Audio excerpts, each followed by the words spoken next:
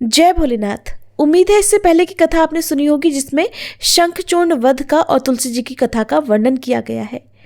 तुलसी जी ने जब अपने शरीर का त्याग किया उसके बाद जो कुछ भी हुआ उसका वृतांत अब आप सभी सुनिए। तुलसी जी के छोड़े हुए शरीर से गंडकी नदी प्रकट हो गई और भगवान अच्युत भी उसके तट पर मनुष्यों को पुण्य प्रदान करने वाली शिला के रूप में परिणत हो गए। मुने, उसमें कीड़े अनेक प्रकार के छिद्र बनाते रहते हैं। उनमें जो शिलाएं गंडकी के जल में गिरती हैं वे परम पुण्यप्रद होती हैं, और जो स्थल पर ही रह जाती हैं उन्हें पिंगला कहा जाता है, और वे प्राणियों के लिए संताप कारक होती हैं। व्यास जी, इस प्रकार तुम्हारे प्रश्न के अनुसार मैंने शंभु का सारा चरित्र जो पुण्य प्रदान तथा मनुष्यों की सारी कामनाओं को पूर्ण करने वाला है तुम्हें सुना दिया। ये पुण्य आख्यान जो विष्णु जी के महात्म्य से संयुक्त तथा भोग और मोक्ष का प्रदाता है तुमसे वर्णन कर दिया। अब और क्या सुनना चाहते हो? तब सनत कुमार जी कहने लगे, हे व्यास जी, अब जिस प्रकार अंधकासुर ने परमात्मा शंभु के गणाध्यक्ष पद को प्राप्त किया था, महेश्वर के उस मंगल चरित को श्रवण करो। मुनीश्वर, अंधकासुर ने पहले शिवजी के साथ बड़ा घोर संग्राम किया था, परंतु पीछे बारंबार सात्विक भाव के उद्रेक से उसने शंभु को प्रसन्न कर लिया, क्योंकि नाना प्रकार की लीलाएं करने वाले शंभु शरणागत रक्षक तथा परम भक्त वत्सल हैं। उनका महात्म्य परम अद्भुत है। व्यास जी ने पूछा, हे ऐश्वर्यशाली मुनिवर, वह अंधक कौन था और भूतल पर किस वीर्यवान के कुल में उत्पन्न हुआ था? दैत्यों में प्रधान तथा महामनस्वी उस बलवान अंधक का स्वरूप कैसा था और वह किसका पुत्र था? उसने परम तेजस्वी शंभु की गणाध्यक्षता को कैसे प्राप्त किया? यदि अंधक गणेश्वर हो गया तब वह परम धन्यवाद का पात्र है। सनत कुमार जी कहने लगे, मुने, पूर्व काल की बात है। एक समय भक्तों पर कृपा करने वाले तथा देवताओं के चक्रवर्ती सम्राट भगवान शंकर को विहार करने की इच्छा हुई। तब वे पार्वती और गणों को साथ लेकर अपने निवास भूत कैलाश पर्वत से चलकर काशीपुरी में आ गए। वहां उन्होंने उस पुरी को अपनी राजधानी बनाया और भैरव नामक वीर को उसका रक्षक नियुक्त कर दिया। फिर पार्वती जी के साथ रहते हुए वे भक्तजनों को सुख देने वाली अनेक प्रकार की लीलाएं करने लगे। एक समय वे उसके वरदान के प्रभाववश अनेकों वीरागण्य गणेश्वरों और शिवा के साथ मंदराचल पर चले गए और वहां भी तरह तरह की क्रीड़ाएं करने लगे। एक दिन जब प्रचंड पराक्रमी कपर्दी शिव मंदराचल की पूर्व दिशा में बैठे थे, उसी समय गिरिजा ने नर्म क्रीड़ावश उनके नेत्र बंद कर दिए।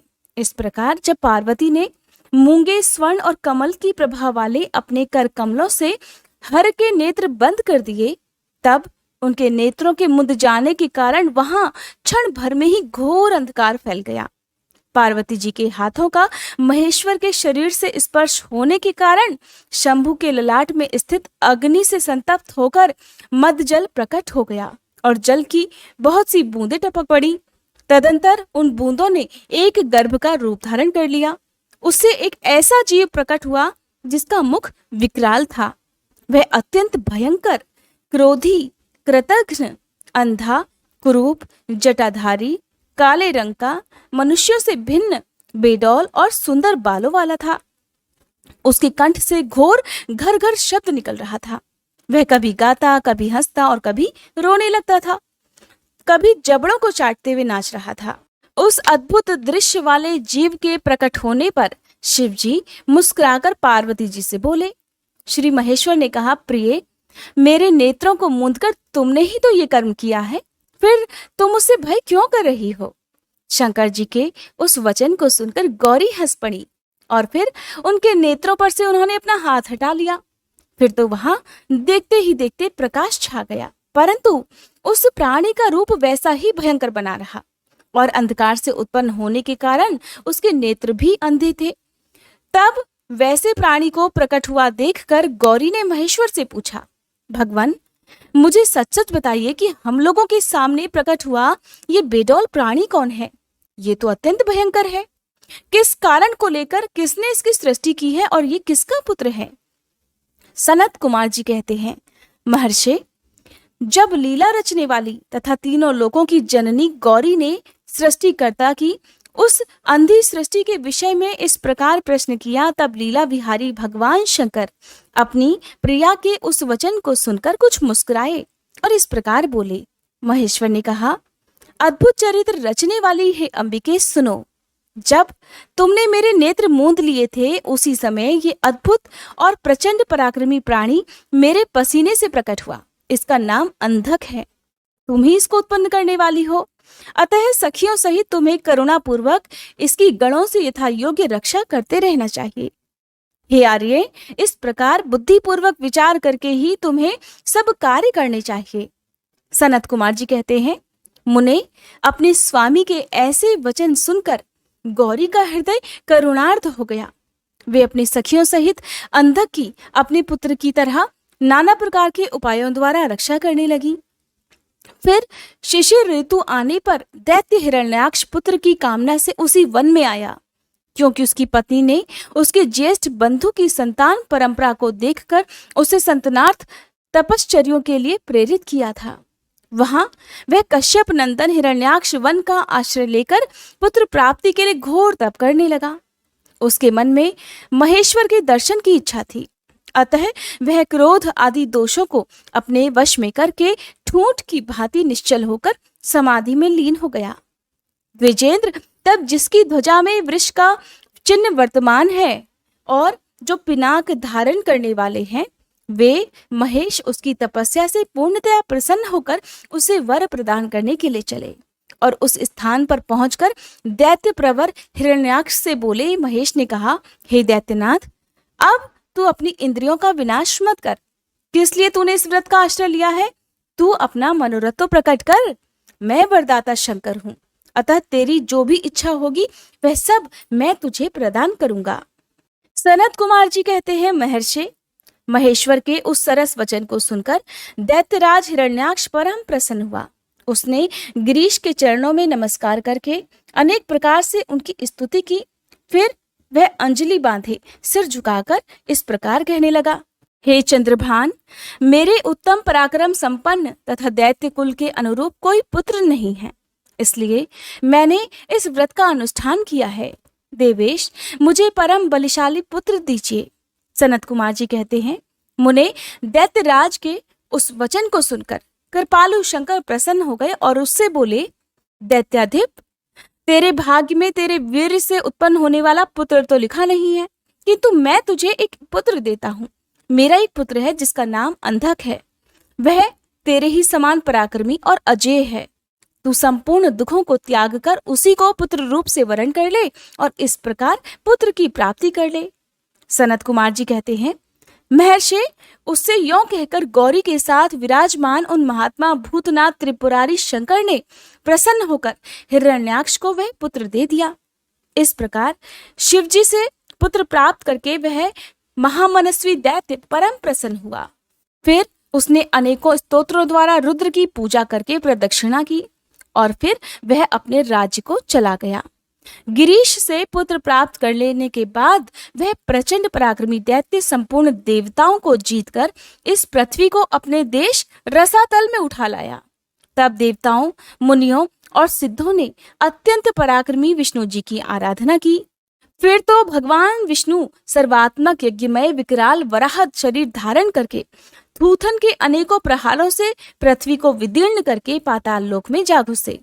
वहां उन्होंने कभी न टूटने वाले अपनी अगली दाढ़ों से तथा थूथन से सैकड़ों दैत्यों का कचूमर निकालकर अपने वज्र सदृश कठोर पाद प्रहारों से निशाचरों की सेना को मथ डाला। फिर अद्भुत और प्रचंड तेजस्वी श्री विष्णु ने करोड़ों सूर्यों के समान प्रकाशमान सुदर्शन चक्र से हिरण्याक्ष के प्रज्वलित सिर को काट लिया और दुष्ट दैत्यों को जलाकर भस्म कर दिया। ये देखकर देवराज इंद्र को बड़ी प्रसन्नता हुई। उन्होंने उस असुर राज्य पर अंधक को अभिषिक्त कर दिया। फिर महात्मा इंद्र श्री विष्णु को अपनी दाढ़ द्वारा पाताल लोक से पृथ्वी को लाते हुए देखकर परम प्रसन्न हुए और अपने स्थान पर आकर पूर्ववत स्वर्ग और भूतल की रक्षा करने लगे। इधर वराह रूप धारण करके उत्तम कार्य करने वाले उग्र रूपधारी श्री हरि प्रसन्नचित हुए। समस्त देवों, मुनियों और पद्मयोनि ब्रह्मा द्वारा प्रशंसित होकर अपने लोक को चले गए। इस प्रकार वराह रूपधारी विष्णु जी द्वारा असुरराज हिरण्याक्ष के मारे जाने पर समस्त देव, मुनि तथा अन्यान्य जीव सभी प्रसन्न और सुखी हो गए। सनत कुमार जी कहते हैं, व्यास जी, इधर वराह रूपधारी श्री हरि के द्वारा इस प्रकार भाई के मारे जाने पर हिरण्यकश्यपु शोक और क्रोध से संतप्त हो उठा। श्री हरि के साथ वैर करना तो उसे रुचता ही था, अतः उसने संहार प्रेमी वीर असुरों को प्रजा का विनाश करने के लिए आज्ञा दे दी। तब वे संहार प्रिय असुर स्वामी की आज्ञा को सिरोधार्य करके देवताओं और प्रजाओं का विनाश करने लगे। इस प्रकार जब उन दुष्ट चित्त वाले असुरों द्वारा सारा देवलोक तहस नहस कर दिया गया, तब देवता स्वर्ग को छोड़कर गुप्त रूप से भूतल पर विचरने लगे। उधर भाई की मृत्यु से दुखी हुए हिरण्यकश्यपु ने भाई को जलांजलि देकर उसकी स्त्री आदि को ढांढस बताया। फिर उस दैत्यराज ने अपने लिए विचार किया कि मैं अजय, अजर और अमर हो जाऊं, मेरा ही एक छत्र साम्राज्य रहे और मेरा कोई भी प्रतिद्वंदी शेष न रह जाए। ऐसी धारणा बनाकर वह मंत्राचल पर चला गया और वहां एक गुफा में अत्यंत घोर तपस्या करने लगा। उस समय वह पैर के अंगूठे के बल खड़ा हुआ था। उसकी भुजाएं ऊपर को उठी हुई थी और उसकी दृष्टि आकाश की ओर लगी हुई थी। उसकी तपस्या से संतप्त होकर देवताओं का मुख विकृत हो उठा। वे स्वर्ग को छोड़कर ब्रह्मलोक में जा पहुंचे और उन्होंने ब्रह्मा जी से अपना दुखड़ा कह सुनाया। व्यास जी, उन देवताओं के इस प्रकार कहने पर स्वयंभू ब्रह्मा, भृगु, दक्ष आदि के साथ उस दैत्येश्वर के आश्रम पर गए। तब जिसने अपने तप से संपूर्ण लोगों को संतप्त कर रखा था, उस हिरण्यकश्यपु ने वर देने के लिए आए हुए पद्म योनि ब्रह्मा जी को अपने सामने उपस्थित देखा। उधर पितामह ने भी उससे कहा कि वर मांग। तब जिसकी बुद्धि मोहित नहीं हुई थी, उस असुर ने विधाता की उस मधुर वाणी को सुनकर इस प्रकार कहा, हे ऐश्वर्यशाली पितामह, मैं चाहता हूँ कि स्वर्ग में, भूतल पर, दिन में, रात में, ऊपर अथवा नीचे, कहीं भी शस्त्र, अस्त्र, पाश, वज्र, शुष्क वृक्ष, पर्वत, जल, अग्नि के रूप में शत्रु के प्रहार से देवता, दैत्य, मुनि, सिद्ध, किम बहुना आप द्वारा रचे हुए जीवों के हाथ मुझे कभी भी मृत्यु का कोई भय ना हो। सनत कुमार जी कहते हैं, मुने हिरण्यकश्यपु के वैसे वचन सुनकर पद्म योनि ब्रह्मा के मन में दया का भाव जागृत हो उठा। उन्होंने भी मन ही मन श्री हरि को प्रणाम करके उस दैत्य से कहा कि हे दैत्येंद्र, मैं तुझ पर प्रसन्न हूँ, अतः तुझे सारी वस्तुएं प्राप्त हो जाएंगी। तूने 96,000 वर्षों तक जो कठिन तप किया है, अब तेरी कामना पूर्ण हो चुकी है। अब तपस्या को छोड़कर उठ और दानवों के राज्य का उपभोग कर। ब्रह्मा जी की वाणी सुनकर हिरण्यकश्यपु का मुख प्रसन्नता से खिल उठा। इस प्रकार जब पितामह ने उसे दानव राज्य पर अभिषिक्त कर दिया, तब वह उन्मत्त हो उठा और त्रिलोकी को नष्ट करने का विचार करने लगा। फिर तो उसने संपूर्ण धर्मों का उच्छेद करके संग्राम में सभी देवताओं को भी जीत लिया। तब देवतागण भागकर विष्णु जी के पास पहुंचे। वहां श्री हरि ने देवताओं और मुनियों की दुख गाथा सुनकर उन्हें आश्वासन दिया और शीघ्र ही उस दैत्य के वध करने का उन्हें वचन भी दिया। तब देवतागण संतुष्ट होकर अपने अपने स्थान को लौट गए। फिर श्री हरि ने ऐसा रूप धारण किया जो आधा सिंह आधा मनुष्य का था। वह अत्यंत भयंकर और विकराल दिख रहा था। उसका मुख खूब फैला हुआ था, नासिका बहुत सुंदर थी और नख भी तीखे थे। गर्दन पर जटाएं लहरा रही थी, दाढ़े ही आयुध थे। उससे करोड़ों सूर्यों के समान प्रभा छिटक रही थी और उसका प्रभाव भी प्रलयकालीन अग्नि के समान था। उन अतुल प्रभावशाली नरसिंह को देखकर सभी दैत्य एक साथ उन पर टूट पड़े। तब उन अद्भुत पराक्रमी नरसिंह ने महाबली दैत्यों के साथ युद्ध करके बहुतों को तो मार डाला और बहुतों को पकड़कर तोड़ मरोड़ दिया। फिर वे उस नगर में घूमने लगे। तब उन सर्वमय सिंह को देखकर दैत्यराज के पुत्र प्रहलाद ने राजा से कहा, ये मृगेंद्र तो जगन में दिख रहा है, ये यहाँ किस लिए आया है? प्रहलाद ने फिर से कहा, पिताजी, मुझे तो ऐसा लग रहा है कि ये भगवान अनंत हैं और नरसिंह का रूप धारण करके आपके नगर में प्रविष्ट हुए हैं, क्योंकि मुझे इस समय इनकी मूर्ति बहुत बड़ी विकराल दिख रही है। अतः आप युद्ध से हटकर इनकी शरण में जाइए। इनसे बढ़कर त्रिलोकी में दूसरा कोई योद्धा नहीं है, इसलिए आप इन मृगेंद्र के सामने शीश झुकाकर अपने राज्य का उपभोग कीजिए। अपने पुत्र की बात सुनकर उस दुरात्मा ने उससे कहा, बेटा क्या तू भयभीत हो गया? अपने पुत्र से ऐसा कहकर दैत्यों के अधिपति राजा हिरण्यकश्यपु ने महाबली दैत्यों को आज्ञा देते हुए कहा, वीरो तुम लोग इस बेडौल भ्रुकुटी और नेत्र वाले सिंह को पकड़ लो। तब स्वामी की आज्ञा से उन मृगेंद्र को पकड़ने की इच्छा से वे सभी बड़े बड़े दैत्य रणभूमि में घुसे, परंतु जैसे रूप की अभिलाषा से अग्नि में प्रवेश करने वाले पतंगे जल भुन जाते हैं, ठीक उसी तरह वे सब के सब क्षण भर में ही जलकर भस्म हो गए। दैत्यों के भस्म हो जाने पर भी वह दैत्यराज संपूर्ण शस्त्र अस्त्र शक्ति रिष्टि पाश अंकुश और पावक आदि से उन मृगेंद्र के साथ लोहा लेता ही रहा। इस प्रकार बहुत काल तक युद्ध हुआ और फिर अंत में उन नरसिंह ने वज्र के समान कठोर अपनी अनेकों भुजाओं से उस दैत्य को पकड़ लिया और उसे अपनी जंघाओं पर लिटाकर दानवों के मर्म को विदीर्ण करने वाले नखांकुरों से अर्थात अपने नाखूनों से उसकी छाती चीर डाली। खून से लथपथ हुए उसके हृदय कमल को निकाल लिया। फिर तो उसी क्षण उसके प्राण पखेरु उड़ गए। तब भगवान नरसिंह ने बारंबार के आघात से जिसके सारे अंग चूर चूर हो गए थे उस काष्ठभूत दैत्य को छोड़ दिया। उस समय उस देव शत्रु के मारे जाने पर उन्हें बड़ी प्रसन्नता हुई। उसी अवसर पर भक्त प्रहलाद ने आकर उनके चरणों में सिर झुकाया। तब अद्भुत पराक्रमी श्री हरि ने प्रहलाद को बुलाकर उन्हें दैत्यों के राज पर अभिषिक्त कर दिया और स्वयं आतर्कित गति को प्राप्त हो गए अर्थात वही अंतर्ध्यान हो गए। फिर पितामह आदि समस्त सुरेश्वर परम प्रसन्न होकर अपना कार्य सिद्ध करने वाले पूजनीय वैष्णु भगवान को उसी दिशा में प्रणाम करके अपने अपने धाम को चले गए। विप्रवर, प्रसंगवश मैंने रुद्र से अंधक की उत्पत्ति, वराह से हिरण्याक्ष की मृत्यु, नरसिंह के हाथों उसके भाई का विनाश और प्रहलाद की राज्य प्राप्ति का वर्णन कर दिया। द्विजश्रेष्ठ, अब मैं शिवजी की कृपा से प्राप्त हुए अंधक के प्रभाव, शंकर जी के साथ उसके युद्ध का और पीछे जिस प्रकार उस महेश के गणाध्यक्ष पद की प्राप्ति हुई उस कथा का भी वर्णन करता हूँ, सुनो। सनत कुमार जी कहते हैं, मुनिवर, एक समय हिरण्याक्ष का पुत्र अंधक अपने भाइयों के साथ विहार में संलग्न था। उसी समय उसके कामासक्त मदांध भाइयों ने उससे कहा, अरे अंधे, तुम्हें तो अब राज्य से भला क्या प्रयोजन है? हिरण्याक्ष तो मूर्ख था जो उसने घोर तप द्वारा शंकर जी को प्रसन्न करके भी तुम जैसे कुरूप, बेडौल, कलिप्रिय और नेत्रहीन को प्राप्त किया। ऐसे तुम तो राज्य के भागी हो ही नहीं सकते, क्योंकि भला तुम्हें विचार करो कि कहीं दूसरे से उत्पन्न हुआ पुत्र भी राज्य प्राप्त करता है? सच पूछो तो निश्चय ही इस राज्य के भागी केवल हम ही लोग हैं। सनत कुमार जी कहते हैं, मुने, उन लोगों की वह बात सुनकर अंधक दीन हो गया। फिर उसने स्वयं ही बुद्धिपूर्वक विचार करके तरह तरह की बातों से उन्हें शांत किया और रात के समय वह निर्जन वन में चला गया। वहां उसने हजारों वर्षों तक घोर तप करके अपने शरीर को सुखा डाला और अंत में उस शरीर को अग्नि में होम कर देना चाहा। तब ब्रह्मा जी ने उसे वैसा करने से रोकते हुए कहा, दानव, अब तू वर मांग ले। सारे संसार में जिस दुर्लभ वस्तु को प्राप्त करने की तेरी अभिलाषा हो उसे तू मुझसे ले ले।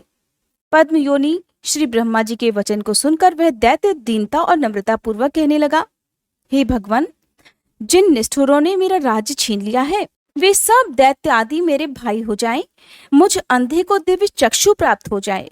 इंद्र आदि देवता मुझे कर दिया करे और देवता, दैत्य, गंधर्व, यक्ष, नाग, मनुष्य तथा अन्य किन्हीं भी प्राणियों से मेरी मृत्यु ना हो।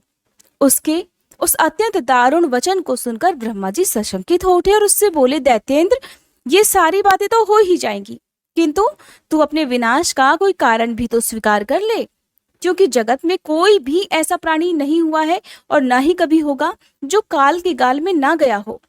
फिर तुझ जैसे सत्पुरुषों को तो अत्यंत लंबे जीवन का विचार त्याग ही देना चाहिए। ब्रह्मा जी के इस अनुनय भरे वचन को सुनकर वह दैत्य पुनः बोला, हे प्रभु, तीनों कालों में जो उत्तम, मध्यम और नीच नारियां होती हैं, उन्हीं नारियों में कोई रत्नभूता नारी मेरी भी जननी होगी। वह मनुष्य लोक के लिए दुर्लभ तथा शरीर, मन और वचन से भी अगम्य है। उसमें राक्षस भाव के कारण जब मेरी काम भावना उत्पन्न हो जाए तभी मेरा नाश हो जाए। उसकी बात सुनकर स्वयंभू भगवान ब्रह्मा जी को महान आश्चर्य हुआ। वे शंकर जी के चरण कमलों का स्मरण करने लगे। तब शंभु की आज्ञा पाकर वे उस अंधक से बोले, दैत्यवर, तू जो कुछ चाहता है वो सभी तेरे सकाम वचन पूर्ण होंगे। दैत्येंद्र अब उठ, अपना अभीष्ट प्राप्त कर और सदा वीरों के साथ युद्ध करता रहे। ब्रह्मा जी के वचन सुनकर अंधक फिर कहने लगा, हे विभो, जब मेरे शरीर में नसें और हड्डियां मात्र ही शेष रह गई हैं, तब भला इस देह से शत्रु सेना में प्रवेश करके मैं कैसे युद्ध कर सकूंगा। अतः अब आप अपने पवित्र हाथों से मेरा स्पर्श करके इस शरीर को मांसल भी बना दीजिए। सनत कुमार जी कहते हैं, महर्षि, अंधक की प्रार्थना सुनकर ब्रह्मा जी ने अपने हाथ से उसके शरीर का स्पर्श किया और फिर वे मुनिगणों तथा सिद्ध समूहों से भली भांति पूजित होकर देवताओं के साथ अपने धाम को चले गए। ब्रह्मा जी के स्पर्श करते ही उस दैत्यराज का शरीर भरा पूरा हो गया, जिसमें उसमें बल का संचार हो आया और नेत्रों की प्राप्ति भी हो जाने से वह सुंदर दिखने लगा। अब वह बड़ी प्रसन्नता के साथ अपने नगर में उसने प्रवेश किया। उस समय प्रहलाद आदि श्रेष्ठ दानवों ने जब उसे वरदान प्राप्त करके आया हुआ जाना, तब वे सारा राज्य उसे समर्पित करके उसके वशवर्ती भृत्य हो गए। तदंतर अंधक सेना और भृत्य वर्ग को साथ लेकर स्वर्ग को जीतने के लिए वह गया। वहां संग्राम में सभी देवताओं को पराजित करके उसने वज्रधारी इंद्र को अपना करद बना लिया। उसने यत्र तत्र बहुत से युद्ध लड़कर नागों, सुपर्णों, श्रेष्ठ राक्षसों, वृक्षों, सिंहों, समस्त जितने भी चौपाए थे उन्हें भी जीत लिया। दैत्यराज अंधक सदा दुष्टों का ही संग करता था। उसकी बुद्धि मद से अंधी हो गई थी, जिससे उस मूढ़ को इसका कुछ भी ज्ञान नहीं रह गया था कि परलोक में आत्मा को सुख देने वाला भी कोई कर्म करना चाहिए। वह धन के मद से अभिभूत होकर वेद, देवता, ब्राह्मण और गुरु आदि किसी को भी नहीं मानता था। प्रारब्धवश उसकी आयु समाप्त हो चुकी थी, इसी से वह स्वेच्छाचार में प्रवृत्त होकर व्यर्थ में ही अपनी आयु के शेष दिन गंवाता हुआ रमण कर रहा था। उस दानव श्रेष्ठ के 3 मंत्री थे, जिसका नाम था दुर्योधन, वैधस और हस्ती। एक समय उन तीनों ने उस पर्वत के किसी रमणीय स्थान पर एक परम रूपवती नारी को देखा। उसे देखकर वे शीघ्रगामी श्रेष्ठ दैत्य हर्ष मगन होकर तुरंत ही महादैत्यपति वीरवर अंधक के पास पहुंचे और बड़े प्रेम से उस देखी हुई घटना का वर्णन करने लगे। मंत्रीगण कहने लगे, दैत्येंद्र, यहाँ एक गुफा के भीतर हमने एक मुनि को देखा है। ध्यानस्थ होने के कारण उसके नेत्र बंद हैं। वह बड़ा रूपवान है। उसके मस्तक पर अर्धचंद्र की कला अपनी छटा बिखेर रही है और कमर में गजेंद्र की खाल बंधी हुई है। बड़े बड़े नाग और उसके सारे शरीर में लिपटे रहते हैं। खोपड़ियों की माला ही उस जटाधारी का आभूषण है। उसके हाथ में त्रिशूल है और एक विशाल धनुष, बाण और तुणीर भी वह धारण किए है। उसका अक्षसूत्र स्पष्ट दिख रहा है। उसकी 4 भुजाएं तथा लंबी लंबी जटाएं हैं। वह खड्ग, त्रिशूल और लकुट धारण किए हुए है। उसकी आकृति अत्यंत गौर है और उस पर भस्म का अनुलेप लगा हुआ है। वह अपने उत्कृष्ट तेज से सुशोभित हो रहा है। इस प्रकार उस श्रेष्ठ तपस्वी का सारा वेश ही अद्भुत है। उससे थोड़ी ही दूर पर हे दैत्येंद्र, हमने एक और पुरुष को देखा है, जो विकराल वानर सा है। उसका मुख बड़ा भयंकर है। वह सभी आयुध धारण किए हुए है, परंतु उसका हाथ रुक्ष है। वह उस तपस्वी की रक्षा में तत्पर है। उसके पास ही एक बूढ़ा सफेद रंग का बैल भी बैठा हुआ है। उस बैठे हुए तपस्वी के पार्श्वभाग में हमने एक शुभ लक्षण संपन्न नारी को भी देखा है। वह भूतल पर रत्न रूपा है। उसका रूप बड़ा ही मनोहर है। तरुणी होने के नाते वह मन को भी मोह लेती है। मूंगे, मोती, मणि, स्वर्ण, रत्न और उत्तम वस्त्रों से वह सुसज्जित है। उसके गले में सुंदर मालाएं लटक रही है। कहते हैं कि जिसने उसे एक बार देख लिया, उसी का नेत्र धारण करना सफल है। फिर उसे इस लोक में अन्य वस्त्रों के देखने से भला कोई प्रयोजन भी नहीं रह जाता। सनत कुमार जी कहते हैं, मुनिश्रेष्ठ, मंत्रियों के उन वचनों को सुनकर दैत्यराज अंधक कामातुर हो उठा। उसके सारे शरीर में कंपन छा गया। फिर तो उसने तुरंत ही दुर्योधन आदि को उस मुनि के पास भेजा। मंत्रियों ने वहां जाकर मुनीश्वर को प्रणाम करके उनसे अंधकासुर का संदेश कहा और बदले में शिवजी का उत्तर सुनकर वे लौटकर अंधक से इस प्रकार बोले, राजन, आप तो संपूर्ण दैत्यों के स्वामी हैं, फिर भी उस महान पराक्रमी वीरवर तपस्वी मुनि ने अपनी बुद्धि से त्रिलोकी को तृण के समान समझकर हंसते हुए आपके लिए ऐसी बात कही है कि उस निशाचर का शौर्य और धैर्य अस्थिर है। वह दानव कृपण सत्वहीन, क्रूर, कृतघ्न और सदा ही पाप कर्म करने वाला है। क्या उसे सूर्यपुत्र यम का भी भय नहीं है? अगर तुझ में कुछ भी सामर्थ्य है तो युद्ध के लिए तैयार हो जा और आकर कुछ अपनी करतूत तो दिखा। मेरे पास तुझ जैसे पापियों का विनाश करने वाला वज्र सरीखा भयंकर शस्त्र है और तेरा शरीर तो कमल के समान कोमल है। ऐसी दशा में विचार कर, तुझे जो कुछ भी रुचिकर लगता हो वह कर। सनत कुमार जी कहते हैं, मुनिवर, मंत्रियों की बात सुनकर माता पार्वती पर मोहित हुआ वह कामांध राक्षस विशाल सेना को साथ लेकर चल दिया और वहां पहुंचकर नंदीश्वर से युद्ध करने लगा। बड़ा भयानक युद्ध हुआ। उस समय युद्ध स्थल में मांस, मज्जा और रक्त की कीच मच गई। वहां सिर कटे हुए धड़ नाच रहे थे। कच्चा मांस खाने वाले जानवर चारों ओर व्याप्त हो गए थे, जिससे वह दृश्य बड़ा भयंकर लग रहा था। थोड़ी ही देर में दैत्यगण तो भाग खड़े हुए। तब पिनाकधारी भगवान शंकर दक्ष कन्या सती को भली भांति धीरज बंधाते हुए बोले, प्रिय, मैंने जो पहले अत्यंत भयंकर महान पाशुपत व्रत का अनुष्ठान किया था, उसमें रात दिन तुम्हारे प्रसंगवश जो हमारी सेना का विनाश हुआ है, ये विघ्न सा आ पड़ा है। देवी, मरण धर्मा प्राणियों का जो अमरों पर आक्रमण हुआ है, वह मानव पुण्य का विनाश करने वाला कोई ग्रह प्रकट हुआ है। अतः अब मैं पुनः किसी निर्जन वन में जाकर उस परम अद्भुत दिव्य व्रत की दीक्षा लूंगा और उस कठिन व्रत का अनुष्ठान करूंगा। सुंदरी, तुम्हारा शोक और भय दूर हो जाना चाहिए। सनत कुमार जी कहते हैं, मुने, इतना कहकर उग्र प्रभाशाली महात्मा शंकर धीरे से अपना सिंगा बजाकर एक अत्यंत भयंकर पावन वन में चले गए। वहां वे 1000 वर्षों के लिए पाशुपत व्रत के अनुष्ठान में तत्पर हो गए। इस व्रत का निभाना देवों और असुरों की शक्ति के बाहर है। इधर शील गुण से संपन्न पतिव्रता देवी पार्वती मंदराचल पर ही रहकर शिवजी के आगमन की प्रतीक्षा करती रहती थी। यद्यपि पुत्र स्थानीय वीरकगण उनकी सुरक्षा में तत्पर थे, फिर भी उस गुह्य के भीतर अकेली रहने के कारण वे सदा भयभीत रहती थीं, जिससे उन्हें बड़ा दुख होता था। इसी बीच वरदान के प्रभाव से उन्मत्त हुआ वह दैत्य अंधक, जिसका धैर्य कामदेव के बाणों से छिन्न भिन्न हो उठा था, अपने मुख्य योद्धाओं को साथ लेकर पुनः उस गुफा पर चढ़ाया। वहां सैनिकों सहित उसने वीरक गण के साथ अत्यंत अद्भुत युद्ध किया। उस समय सभी वीरों ने अन्न, जल और नींद का परित्याग कर दिया था। इस प्रकार वह युद्ध लगातार 505 दिन रात तक चलता रहा। अंत में दैत्यों की भुजाओं से छूटे हुए आयुधों के प्रहार से नंदीश्वर का शरीर घायल हो गया, जिससे वे गुह्य द्वार पर ही गिर पड़े और मूर्छित हो गए। उनके गिरने से गुहा का सारा दरवाजा ही ढक गया, जिससे उसका खोला जाना असंभव था। फिर दैत्यों ने ही 2 घड़ी में सारे वीरक गण को अपने अस्त्र समूहों से आच्छादित कर दिया। तब पार्वती जी ने भगवान विष्णु और ब्रह्मा जी का स्मरण किया।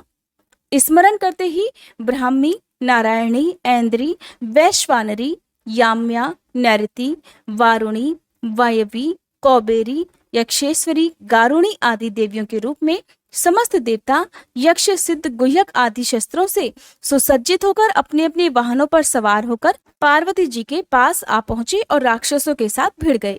कुछ समय बाद भगवान शिव भी वहां आ गए। फिर तो घोर युद्ध हुआ। तदंतर शुक्राचार्य जी को संजीवनी विद्या के द्वारा दैत्यों को जीवित करते देख भूतनाथ शिव जी उनको ही निकल गए। इससे दैत्यों की शक्ति क्षीण हो गई। व्यास जी अंधक महान पराक्रमी वीर और त्रिपुरहंता शिव जी के समान ही बुद्धिमान था। सैकड़ों वरदान मिलने के कारण वह उन्माद के वशीभूत हो रहा था। फिर भी शिव जी पर विजय पाने के लिए उसने दूसरी माया रची। जब प्रलयकालीन अग्नि के समान शरीर धारण करने वाले भूतनाथ त्रिपुरारी शंकर ने अपने त्रिशूल से उसे बुरी तरह छेद डाला, तब भूतल पर गिरे हुए उसके रक्त कणों से यूथ के यूथ अंधक प्रकट हो गए और उनसे सारी रणभूमि व्याप्त हो गई। तब आक्रांत होकर भगवान विष्णु ने प्रमदगण शिवजी को बुलाकर योग बल से एक ऐसा अजय स्त्री रूप धारण किया, जिसका मुख विकृत था और रूप उग्र, विकराल और कंकाल मात्र था।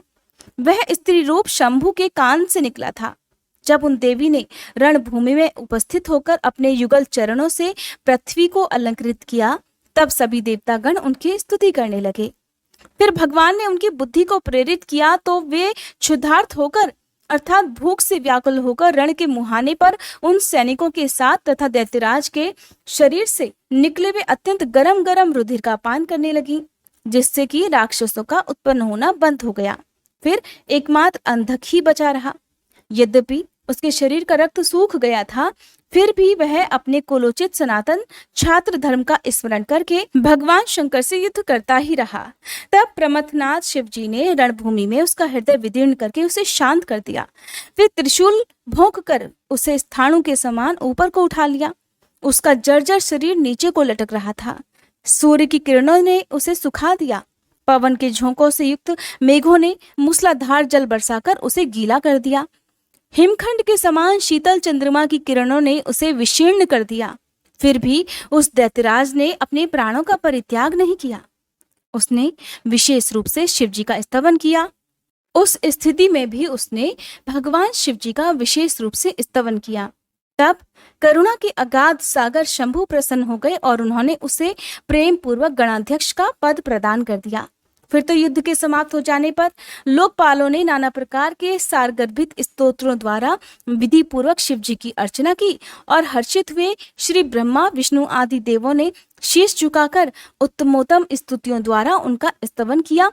फिर जय जयकार करके वे आनंद मनाने लगे और फिर शिव जी उन सभी को साथ लेकर आनंद पूर्वक गिरिराज की गुफा को लौट गए। वहां उन्होंने अपने ही अंशभूत पूजनीय देवताओं को नाना प्रकार की भेंट समर्पित करके उन्हें विदा किया और स्वयं प्रमोदित हुई गिरिराज कुमारी के साथ उत्तमोत्तम लीलाएं करने लगे। अब आप सभी अगले अध्याय में नंदीश्वर द्वारा गुरु शुक्राचार्य जी के अपहरण का वर्णन सुनेंगे, जो कि बहुत ही रोचक प्रसंग है। उम्मीद है आप अगले अध्याय का इंतजार भी जरूर करेंगे।